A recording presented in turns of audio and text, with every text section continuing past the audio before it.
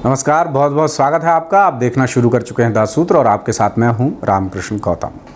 मध्य प्रदेश में कुछ ऐसे मसले हैं जो लगातार कानून की दहलीज पार कर रहे हैं, अदालत की दहलीज पार कर रहे हैं, कानूनी पचड़ों में फंस रहे हैं। कुछ मामले हमने लगातार आपको बताए हैं, चाहे वो प्रमोशन में आरक्षण का मामला हो, ओबीसी आरक्षण का मामला हो, और अब ऐसा ही एक मामला है ताज़ा जिसमें विवाद खड़ा हो गया है, कानूनी विवाद खड़ा हो गया है और इसमें हाईकोर्ट की सख्ती भी सामने आई है।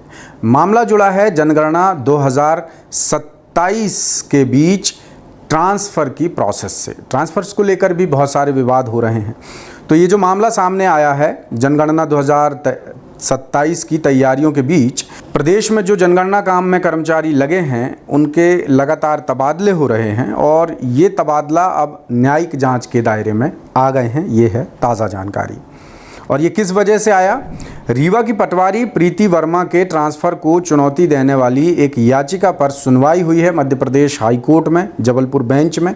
और इस सुनवाई के दौरान कोर्ट ने साफ निर्देश दिए हैं, सख्त निर्देश दिए हैं कि जब केंद्र और राज्य सरकार खुद ऐसे कर्मचारियों के ट्रांसफ़र पर रोक लगाने के निर्देश दे चुके हैं, तब उनके विपरीत आदेश जारी करना प्रशासनिक व्यवस्था पर गंभीर सवाल खड़े करता है। ये कहना है कोर्ट का।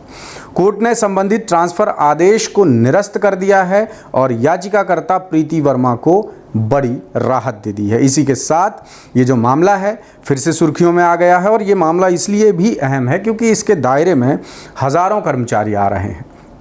जनगणना का काम बिना किसी बाधा के पूरा हो, इसके लिए भारत सरकार के गृह सचिव गोविंद मोहन ने 11 मार्च 2026 को सभी राज्यों के मुख्य सचिवों को चिट्ठी भेजी थी। साफ किया था कि जनगणना 2027 के लिए नियुक्त अधिकारियों कर्मचारियों का 31 मार्च 2027 तक ट्रांसफ़र नहीं किया जाए। इसके बाद मध्य प्रदेश सरकार के गृह विभाग ने 9 अप्रैल 2026 को संबंधित विभागों को निर्देश जारी किए कि ज़िला और तहसील स्तर पर जनगणना काम में लगे कर्मचारियों का काम पूरा होने तक यथासंभव तबादला ना किया जाए। इसी निर्देश को आगे बढ़ाते हुए सामान्य प्रशासन विभाग ने 17 अप्रैल 2026 को सभी एचओडीज, सभी विभागों के मुखिया, संभागायुक्तों और कलेक्टर्स को भी समान आदेश जारी कर दिए।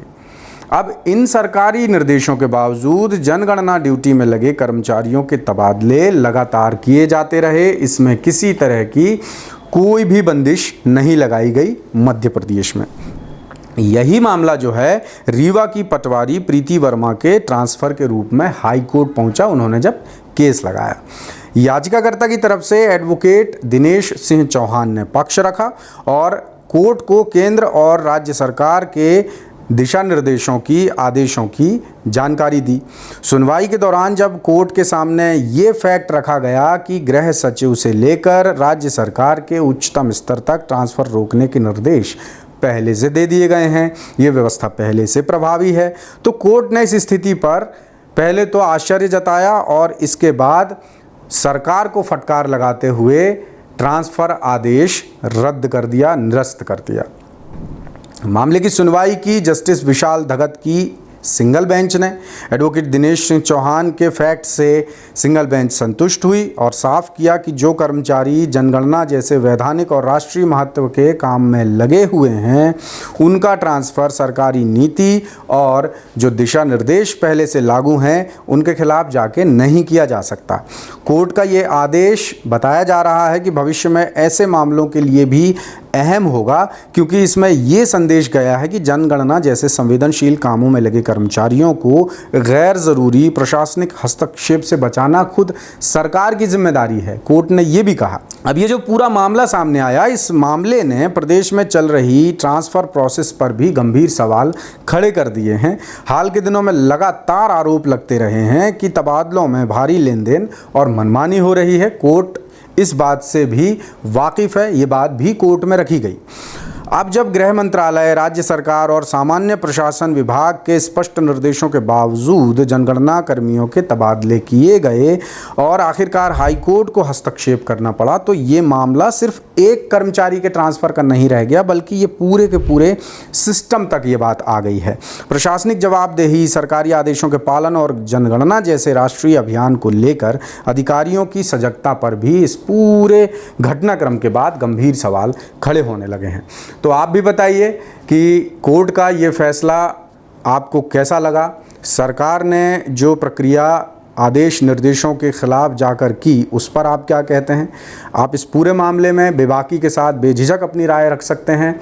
कमेंट करके हमें बताइए कि आप इस मामले में क्या सोचते हैं। और अगर आपने अब तक हमारा यूट्यूब चैनल सब्सक्राइब नहीं किया है, FB पर हमें फॉलो नहीं किया है, X पर हमें फॉलो नहीं किया है, इंस्टा पर हमें फॉलो नहीं किया है, तो जल्दी से कीजिए। हम इन तमाम प्लेटफॉर्म्स पर उपलब्ध हैं और ये करना इसलिए ज़रूरी है ताकि आप समय पर सीधी, सच्ची, सटीक और शानदार खबरें देख और सुन सकें। इस तरह के और भी वीडियो लेकर फिर से आपसे करेंगे मुलाकात। तब तक के लिए दीजिए इजाज़त। नमस्कार। लेटेस्ट, इन्वेस्टिगेटिव और इन डेप्थ खबरें देखने के लिए ज्वाइन कीजिए द सूत्र का व्हाट्सएप चैनल, सब्सक्राइब कीजिए यूट्यूब चैनल, लाइक कीजिए फेसबुक पेज और पढ़ते रहिए www.dasootra.com।